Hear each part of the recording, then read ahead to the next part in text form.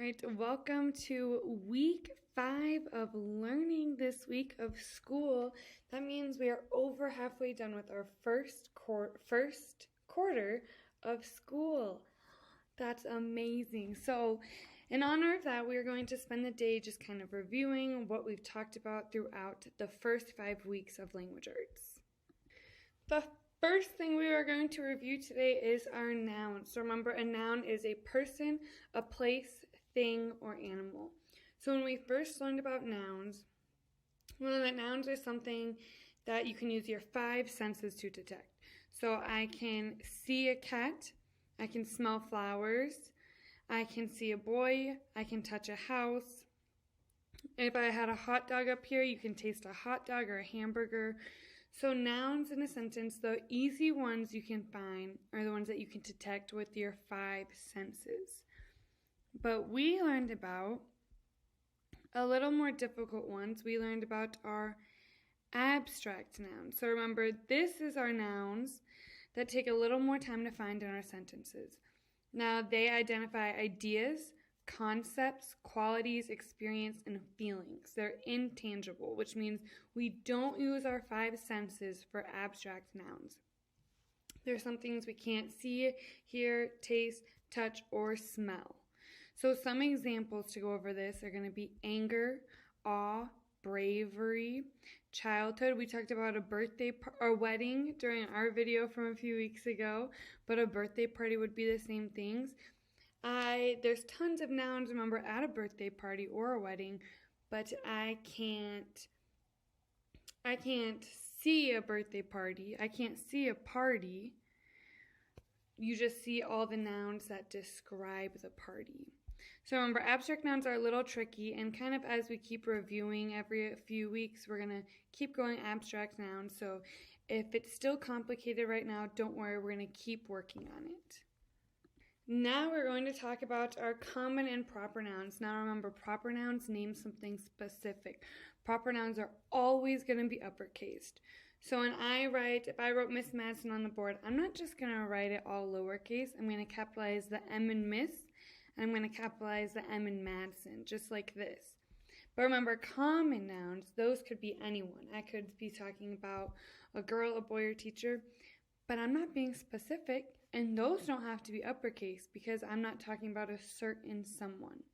If I say I went to school today, I could have said I went to any school today, but I went to a specific school. I went to East Fork School. So then I know I'm going to capitalize East Fork. So that's our common and proper nouns. After our common and proper nouns, we learned about pronouns. So remember, our pronouns are like substitute players. So think of it as a substitute teacher, or I know when we did our video, we talked about soccer players. If we were in school and I couldn't be there, we would need someone else to come in. So it's like nouns and pronouns. They're interchangeable. You can sub one for the other.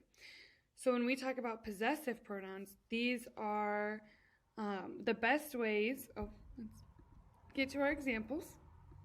So our possessive pronouns that we went over were mine, my, yours, your, his, hers, her, theirs, their, ours, our. So remember, these are the ones, since they're possessive, they're showing ownership. They're showing what's yours in a sentence.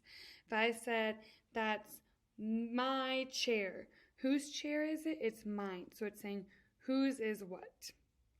That sounds confusing. So let's go over if I said, that's your phone. I'm saying whose phone it is. Who owns that phone? You.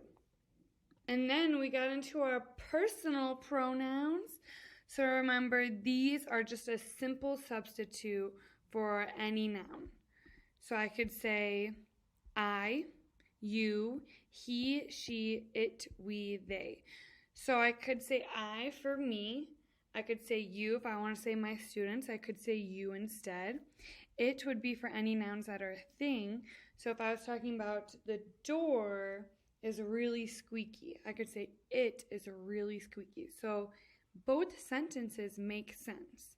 And remember, we use the pronouns so we're not repeating the same thing over and over again. If I said the door is really squeaky, the door won't open, the door this, the door that, why don't I just use a pronoun? I don't need to keep repeating the door. So pronouns are just supposed to keep our sentences simple. All right, so now let's go on to our action verbs. So we only have 4 more things left to review from this week. So remember, action verbs are something that the noun is doing, the noun or pronoun, the subject. It's what they're doing. So I can run, right? That's something I can do. I can sneeze, achoo. That's an action verb. It's something that you do. So in this sentence, remember, if I find who the sentence is about, and I say, what are they doing? That's where I find my action verb. So remember in the first one, the girls danced in their recital. I say, who is it about? The girls. But that's how I get my subject, my noun or my pronoun. Now I have to go, what are they doing? They danced. That's my action verb. If you can do it, it's an action verb. And now we got into our main and helping verbs. So as we learned last week, is our main verbs are mainly going to be our action verbs, what the subject is doing. But sometimes we can have sentences without action verbs.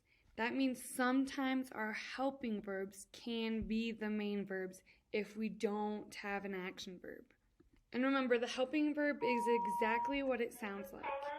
The helping verb helps the main verb. It indicates the mood or the tense of the verb, and it's always going to become first. So think of how you want to help first. The helping verb is always first, and then our main verb. Helping verb, and then our main verb. But remember, they're not always next to each other. Sometimes they can have words in between. Sometimes they have adverbs in between. Here is the list of our helping verbs that we went over last week. If you want to pause here, read over them, just so you can review what they are. But we are going to jump straight into examples of both. So we're just going to do the first sentence just so this video isn't too long. So I have my sentence, I am going to the circus. So I say, who is the sentence about? I is my pronoun. So I know that is my subject. Now what are they doing? That's how I'm going to find my main verb. They're going. So that's something you can do, right? I can go to the store. That's my main verb. But, as from my list from before, am is a helping verb. Because I say, I'm going to the circus. That doesn't sound okay. We have to say, I am going. It's helping the sentence. All right, we are down to our final 2 parts of speech. We're going with adjectives now. So now our adjective describes a noun. Remember, a noun can be a person, place, or thing, and it describes it. So we're going to quick go over the questions it asks. An adjective can say what kind. It can talk about the size.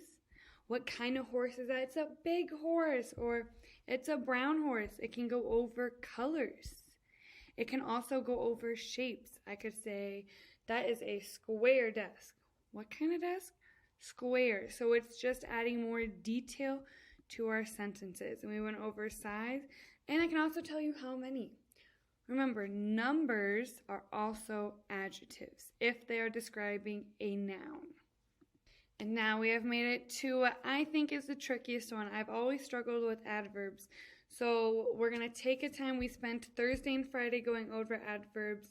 But these can describe a verb and an adjective. But we just focused on them describing verbs.